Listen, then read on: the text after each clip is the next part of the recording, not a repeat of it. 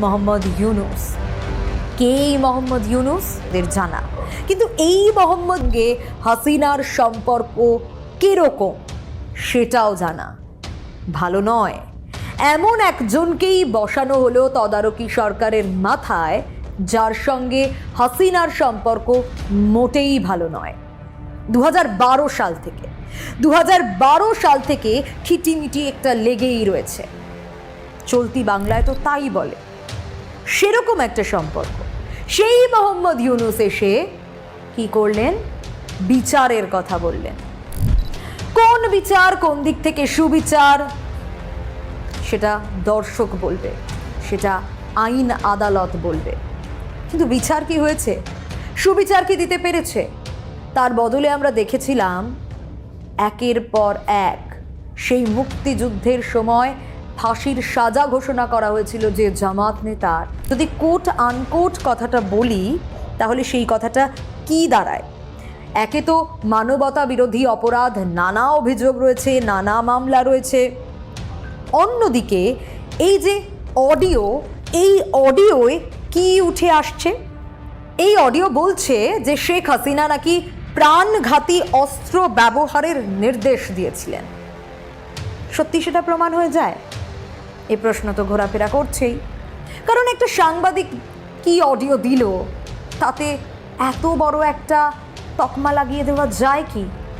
প্রশ্ন থেকে যাচ্ছে, প্রশ্ন থাকছে, কারণ বারবার এটাই দেখানো হয়েছে যে শেখ হাসিনাই কালপ্রিট, শেখ হাসিনাই যত নষ্টের মূল, আর সে কারণেই বাংলাদেশে আগুন জ্বলছে।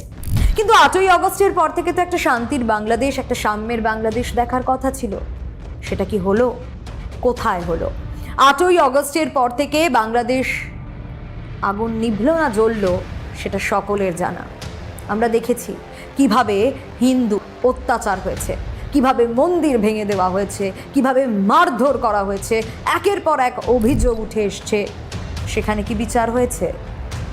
হয়নি তো।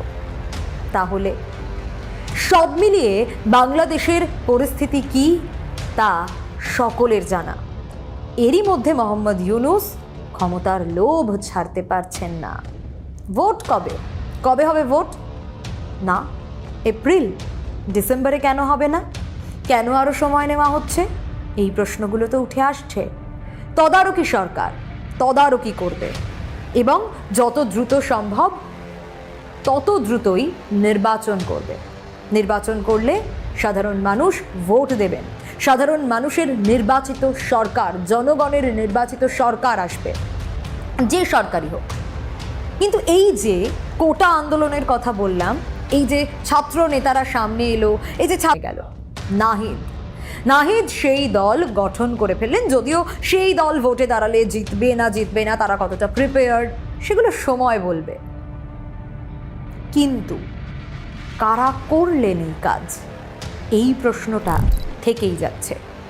শেখ হাসিনার সাজা ঘোষণা বা চার্জ গঠন কি হবে এরপর সেটাও সময় বলবে।